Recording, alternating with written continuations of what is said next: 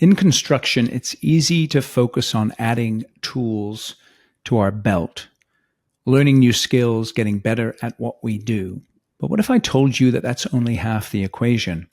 What if the real game changer isn't adding more tools, but upgrading the person wearing the tool belt?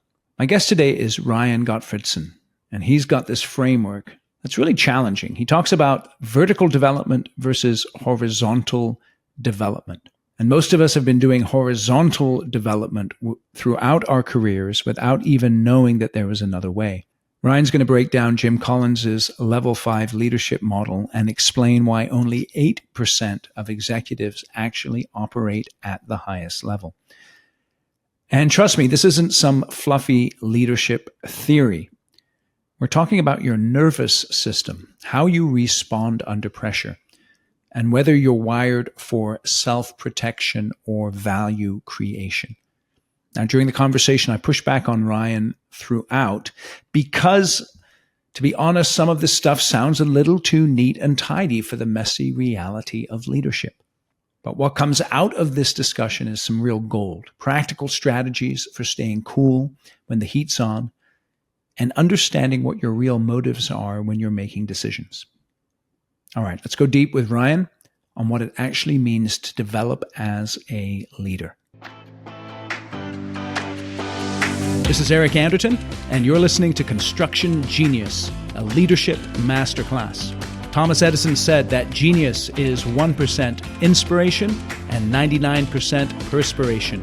If you're a construction leader, you know all about the perspiration, and this show is all about the 1% inspiration that you can add to your hard work to help you to improve your leadership.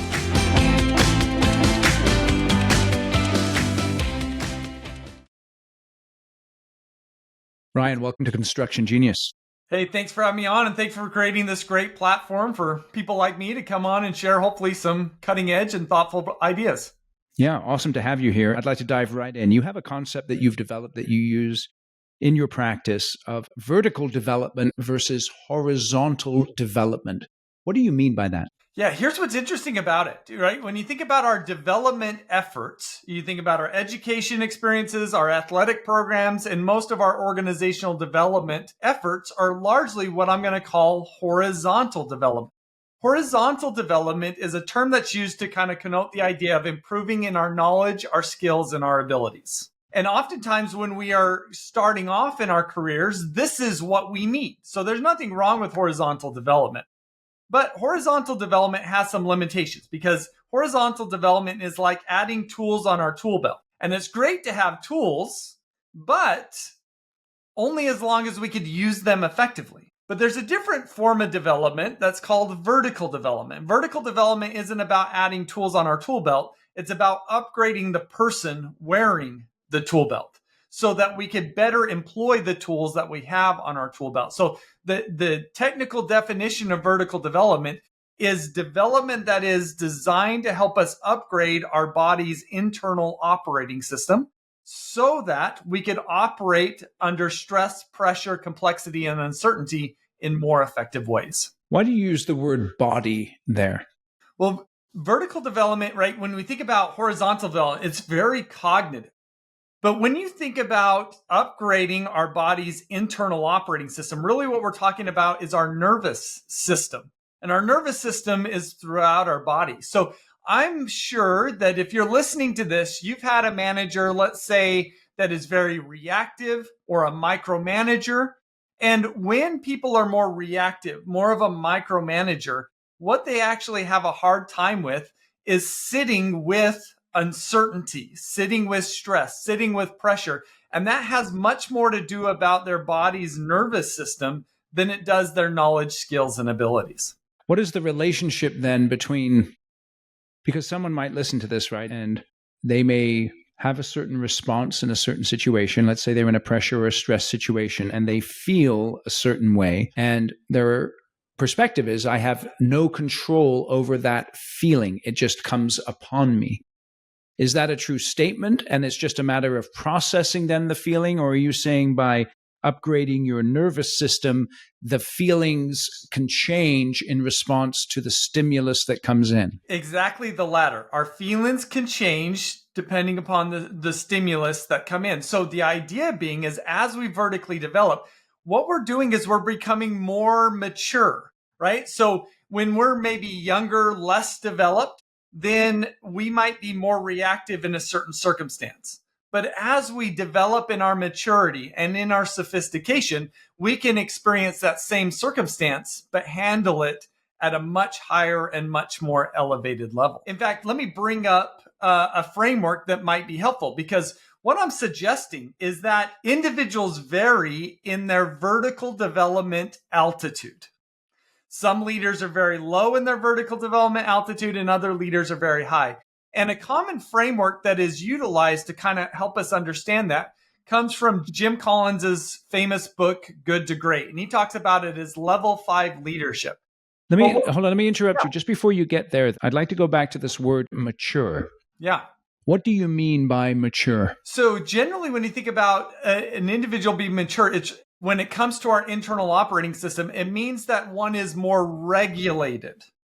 So one can experience problems, stress, mistakes, pressure without becoming overcome by those types of things. So some people who are less mature, they really kind of wilt under those conditions. But people who have a more mature and regulated internal operating system, they have a much greater, or they're much more effective at navigating those difficult, kind of trying circumstances in the moment of those circumstances. So what would you say to someone who says, well, I have a certain way of responding under pressure and it works for me? And they define works by whatever it means. You know, some people, they find it tremendously strategically or tactically effective to blow their top in a pressure situation because it gets them what they want. And Good. When you look at someone behaving like that, you might say that person is being immature, and yet it's effective. So,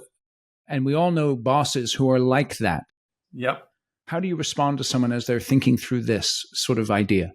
Yeah, that surely feels right to them, and that's why they do it. But from an outsider perspective, it kind of leaves you scratching your head thinking, I'm not sure that was the best method to lead in this circumstance. And so I think it's also helpful when we think about our vertical altitude.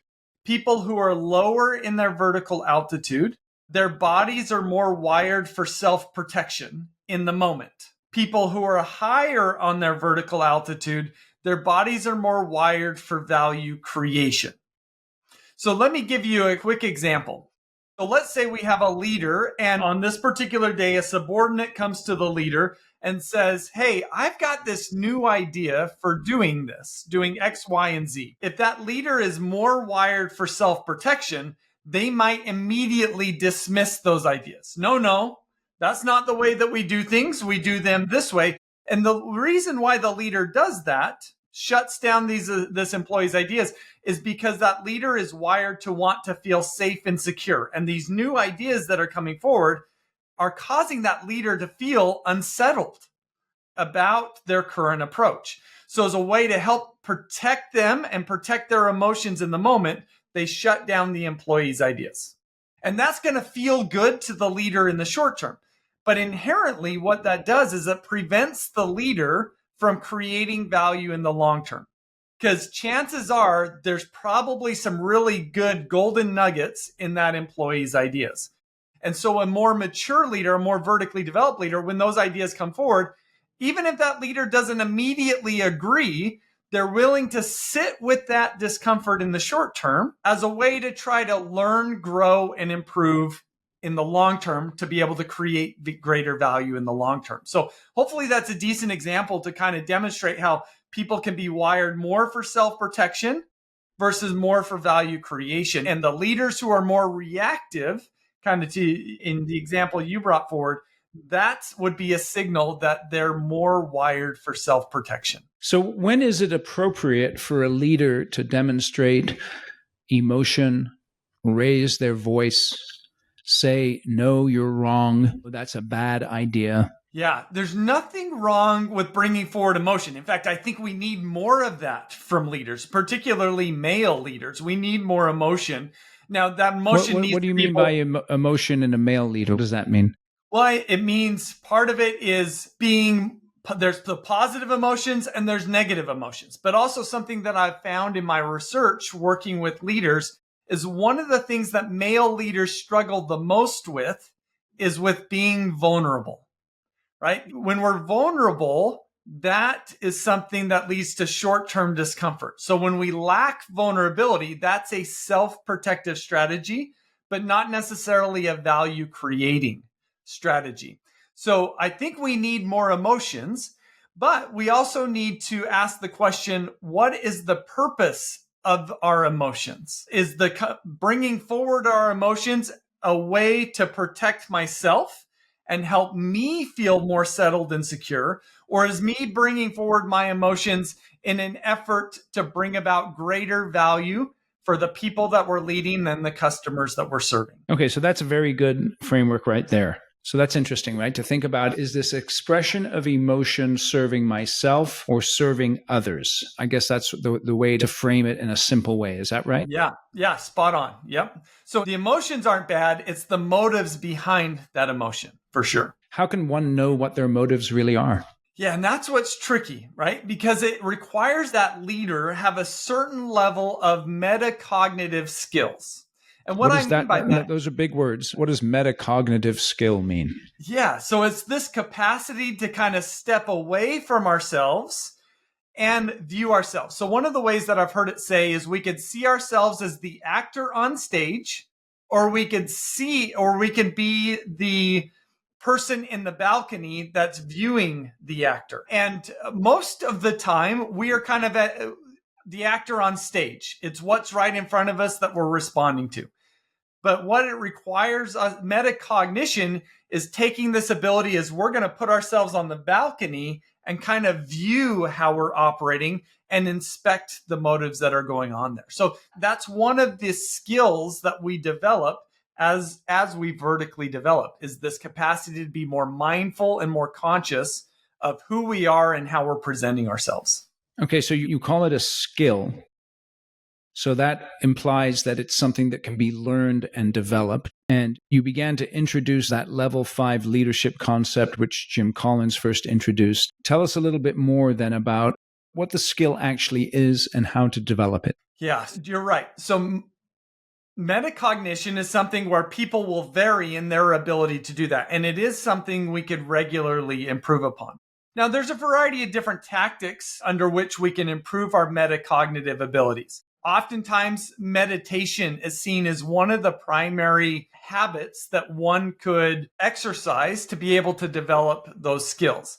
But it's also helpful to have tools or coaches to help us in that process. So another kind of tool that we can use is we could do journaling, right? And do some after action reviews. And the more that we get used to doing that, we develop a greater capacity to be present and mindful in the moment in which the actions or the stress or the pressure is taking place. Okay, so you introduced their meditation, you introduced journaling. I'm a construction leader. I don't meditate and I'm too busy to journal. What now? Well, here's what's interesting, right? We need to build the why. Why should we do stuff like this? And these aren't the only things that we can do. And that's what gets us into Jim Collins's level 5 leadership framework. Okay. So Jim Collins, in his research associated with Good to Great, while he calls it level 5, it's really the top 3 levels of his framework are leadership positions. And what he's effectively found is that leaders operate or can operate at different levels of maturity and sophistication. And those that operate at, I'll use his terminology, level 3 are less sophisticated and less mature.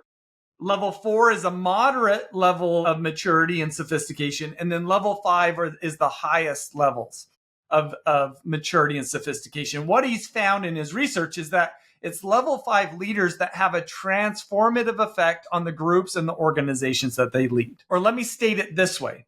What he's learned is that the maturity and sophistication of a leader sets the ceiling for the effectiveness of the groups or organizations that they lead. And if we understand that, then it becomes worthwhile to ask the question, well, what level do I operate from? And what research has found on this is that if we look at just executives in businesses, we find that 7% of leaders operate at that level 3 level, at the low level.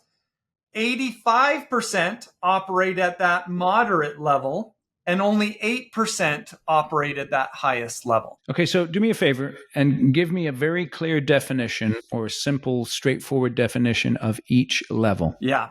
Of those 3 levels. Yeah. At each level, our bodies are programmed to fulfill different needs. So at that level 3 level, our bodies are primarily focused on safety, comfort, and belonging. And when we're focused on safety, comfort, and belonging, we become dependent thinkers.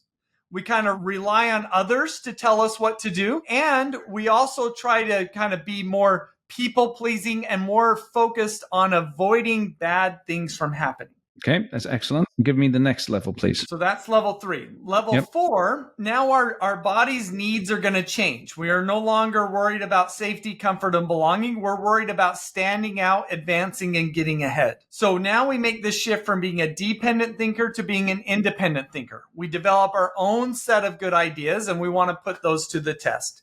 And generally, our focus is on short-term goals, outcomes, and rewards. Kind of essentially what we're incentivized to do. We want to do that to the very best of our ability, particularly in the short term. So we're doing a lot of measurement and comparison. How do I stack up relative to my peers? How can I win this next race or win this next battle is kind of the mentality of these leaders. Okay, let's go level 5. Then level 5, at this level, we're not concerned about standing in and we're not concerned about standing out. Our bodies now are wired to fulfill the needs to contribute, add value, and lift others. And when we get to this place, we're now much more concerned about a long-term purpose as opposed to short-term outcomes. And as we make this shift up to this level 5 level, we've gone from a dependent thinker to an independent thinker to now to being an interdependent thinker.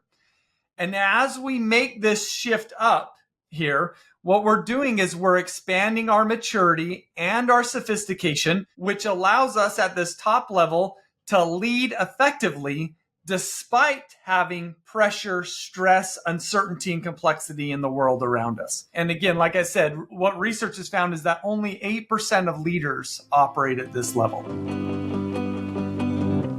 All right, quick break to talk about my book, Construction Genius. This is what I want you to do. Go to Amazon, search for the book, read all of the 5-star reviews, because there's a ton of them. Over 50 to be precise. And the reason I want you to read them is because real people wrote those reviews who've actually read the book. And it'll give you an idea of why you should go and buy a copy right now on Amazon. And here's the deal. If you purchase 10 or more copies for your company, and then send me an email, eric@constructiongenius.com, I'll come in via Zoom and do a 1-hour Q&A and a bonus training session with your team at no charge. I normally charge $4,500 for an hour of my time. And again, for you, I'll do it at no charge if you buy 10 or more copies of my book. And the reason you should buy it is all in the title. It's effective, hands-on, practical, simple, no BS, leadership, strategy, sales, and marketing advice for construction companies. So if you're in the construction industry, this book is for you. So you can get it on Amazon. You can also get it on Audible in the audio version as well, narrated by yours truly. And I know you'll really enjoy it. So go out and get the book. And now back to the interview. So when you lay out this framework, you're obviously categorizing folks, which is helpful in a way, but don't we all at some point kind of bounce between these levels that you're describing? Yeah, you're spot on.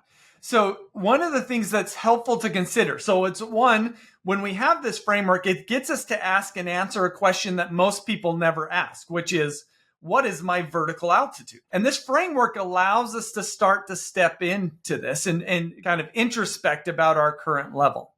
But to your point, is there some nuance to it? So let me give you another question that we can consider. rather than think about what is my vertical altitude, we can ask the question, what is my center of gravity?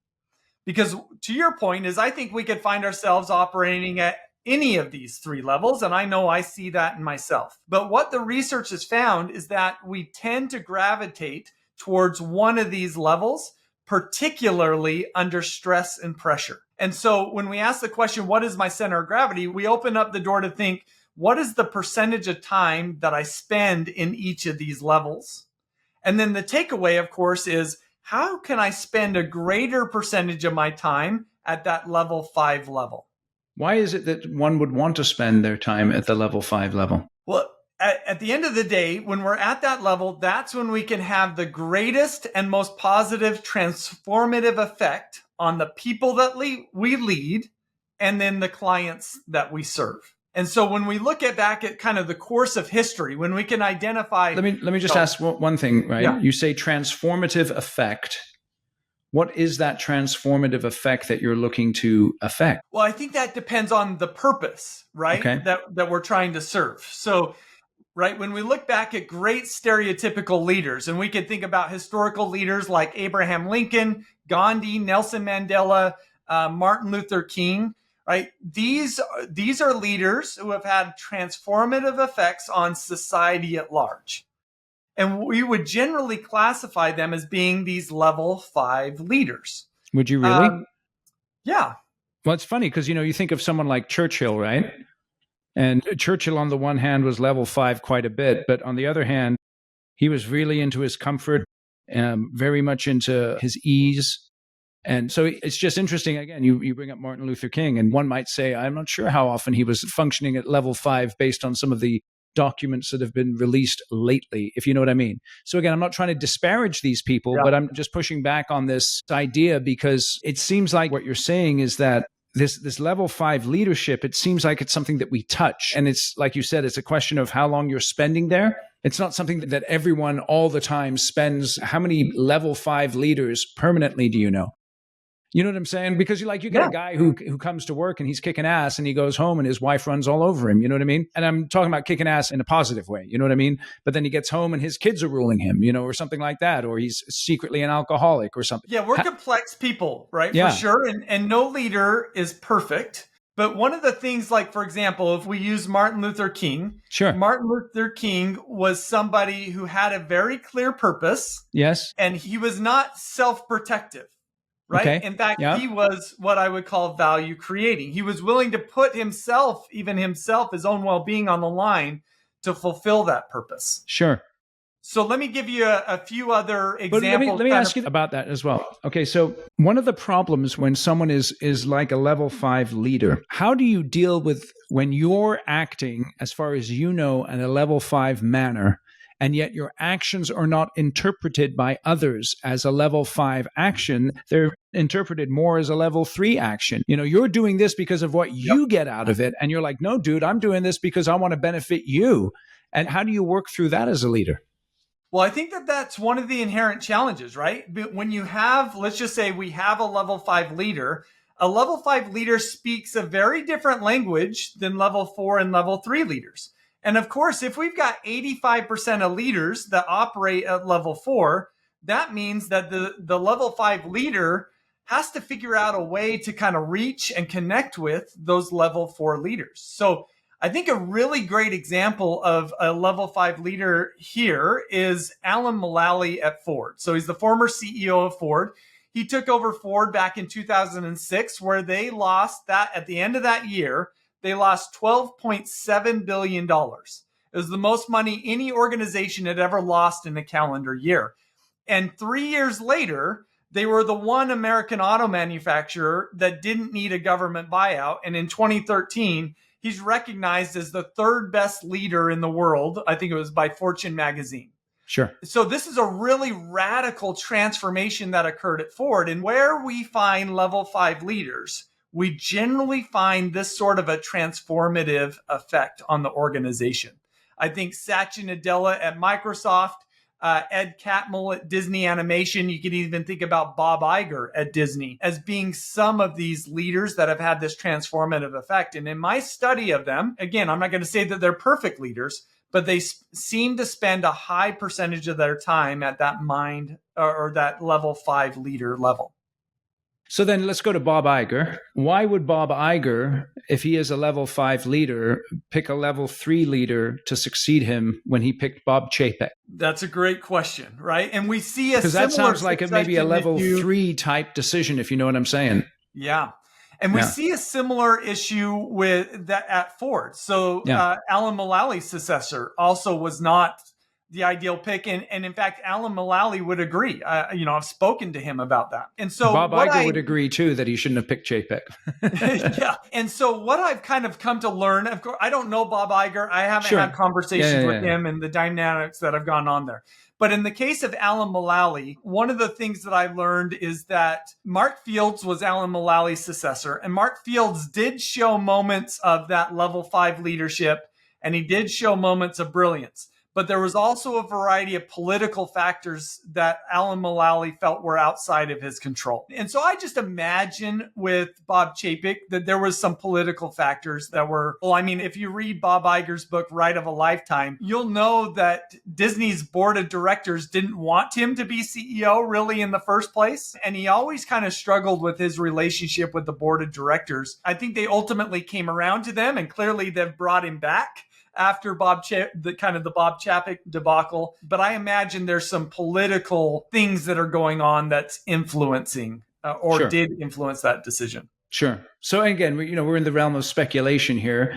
Yep. Because obviously we don't know. I think what's interesting though, again, is that as human beings, we are incredibly complex. And you make the good point there that it's a matter of percentage. How much time are we able to spend in these higher levels as opposed to at the lower level? You talked earlier about being able to control yourself basically in the moment. What is the relationship between the way you control yourself outside of stress situations and the way you control yourself in stress situations? Yeah. Because it's kind of difficult, right, to practice self-control in a stress situation when you're not actually in that situation. Yep. Let me ask you this question. Are you familiar with the concept of window of tolerance? Not exactly. I can speculate, imagine what you're talking about. So give us some details there. Yeah. So I think window of tolerance is a helpful lens. So this term window of tolerance was coined by a psychiatrist named Daniel Siegel. He's written a great book called Mindsight. And this perspective has become popular in the psychology and the neuroscience world. And I think it's a really helpful frame of reference. So the idea is when we think about our nervous system and the circumstances that we're in, when we are in a circumstance where there's relatively little stress or healthy stress, then our body's nervous system operates at what we would call homeostasis. Yes. It's where we're operating at a very regulated level. But as stress increases and pressure increases, that's going to throw our body out of homeostasis. And our nervous system adjusts to try to bring us back into homeostasis. So when that stress and pressure becomes more and more extreme, we get to the breaking point of our window of tolerance, right? And when we get to that breaking point, it's oftentimes talked about as we got triggered, right? And when we get triggered, we largely lose control of our cognitive and emotional sophistication. And so we've all got this window of tolerance where we could be, if the conditions are normal, let's say, we can operate at a high level in terms of our cognitive and emotional sophistication. But the more that gets disruptive, the more we're going to lose control. So when we understand this, one of the things that we need to recognize is that everybody has a different width of their window of tolerance. They have a different capacity for how much stress and pressure that they can take on before they get, to use the term, triggered or sent outside of their window of tolerance. Yeah. And so when we do this vertical development work, this is one of the benefits, is we widen our window of tolerance, which effectively is increasing our load carrying capacity. Yes. How much stress, how much pressure can we carry without, in a way, freaking out and kind of losing control? So the wider our window of tolerance, our greater ability to stay in this value creation mode despite the stress and pressure around us. Think about the last time you promoted someone into a leadership role and it failed. Why did it fail? I can tell you one reason. People know how to build projects, but they don't know how to build and lead teams of people. Construction comes with its challenges that only insiders truly understand. Generic leadership training doesn't cut it. You need a program to train your leaders built specifically for construction professionals led by an industry expert. And my online course, The Shift, is exactly that course. It has 5 modules. It'll teach your people how to control their calendars and reduce stress and embrace chaos and accomplish their critical tasks. It will teach them the 3 essential messages they have to communicate every day in order to motivate and lead their team effectively. It'll show them how to build and lead a high-performing team, give them a framework for running effective meetings so they'll be able to solve problems in less than an hour, and also give them a higher perspective on their leadership that will enable them to work on the business and on their teams and not get stuck in the weeds micromanaging. So go out to my website, theshift.constructiongenius.com, read all about the course, and then enroll yourself and your leaders in the course, and I guarantee that it will transform your leadership. If it does not, you take the whole course and you didn't get benefit from it, you just send me an email, eric@constructiongenius.com, and I will cheerfully refund you 100% of your money. I'm really confident this course will transform your leadership. So again, go out to the website, theshift.constructiongenius.com, learn more about the course, and start taking it today. Okay, so then when you're working with people, let's say I know I'm going into a meeting where the potential for me being triggered, as you say, is high for whatever reason. And I mean, I can journal and meditate as much as I like outside of that situation, but something happens when I get into the situation and you say X and I'm going to do Y and it's not going to go well. How do you coach someone in the moment to be able to control themselves so that they can have that positive level 5 outcome that you're describing? Yeah, the reality is that doing this vertical development work, it takes time and it takes effort. And the ideal situation is we do that work and effort in advance of these types of circumstances. But inevitably, in our journey of vertically developing, these circumstances are going to pop up. And so this is where kind of developing those metacognitive skills are really helpful, so that we can learn in those moments, okay, I know I normally get triggered in these types of moments. So going into this meeting, I need to coach myself up on, okay, what am I going to do to stay level-headed? Well, when they say this thing or this thing that normally triggers me, I've got to learn to take a few breaths, to ask to step away for a period of time. So there's different, I'm going to call them short-term tactics that we can engage in to better settle and regulate ourselves in those moments. Okay, so some of those obviously come to mind pretty easily. Take a breath, walk away. Is it as simple as that? It's interesting because you're making a lot of connection between our responses and our nervous system. And so you're not necessarily relating it directly initially to our thinking or our choices, but to our actual nervous system. So, as I'm in the middle of those things, it's interesting though, because some people are reluctant to say, hey, hold on a second, I need a minute, because then, they don't want to look like a pussy or something like that. You know what I mean? Yep. So is that what you're talking about? Literally changing your physical position or walking out of the room temporarily, things like that? Yeah, this is a different plane, right? We've got to think about what is the quality of, I'm going to call it my physiology, right? My body and how it's currently functioning and operating. And if we could be in greater touch with, I almost feel like in my body, as I get into these heated situations, like I almost feel like I've got this temperature gauge and I could see that red mercury going up that temperature gauge. Like I can feel that internally. So the greater our capacity to sense that within ourselves and then engage in different tactics or strategies to lower that is ultimately going to be what's going to help us to lead in a cognitively and emotionally sophisticated way as opposed to a reactive. So is this a practical way of demonstrating vulnerability if you're going to say, hey, listen, dude, I need a minute here. I'll be right back, but I need a minute? I think so. Yeah, for sure. right? Because that, to your point, is we almost have this feeling, oh, I might look like a pussy here, or, I'm weak here. Yep. But at the end of the day, like, here would be my challenge. If you said that to me, is like, I'm not going to do that. I'm going to look weak in this situation. Right. My challenge would be to you is try it out. Yeah. And let's see if they actually think that you're weak, or does that actually improve how much they respect you? Well, it's interesting, though, because when you're in a meeting with people that you know really well, people are looking at you and they're like, yeah, he's about to go. He's about to go. And then again, that you have to be able to, in a certain way, humble yourself if you're going to use a strategy like you're talking about, sort of the walk away for a moment strategy, because it's better to do that before you say something than to say something and then end up storming out of the room anyway, huh?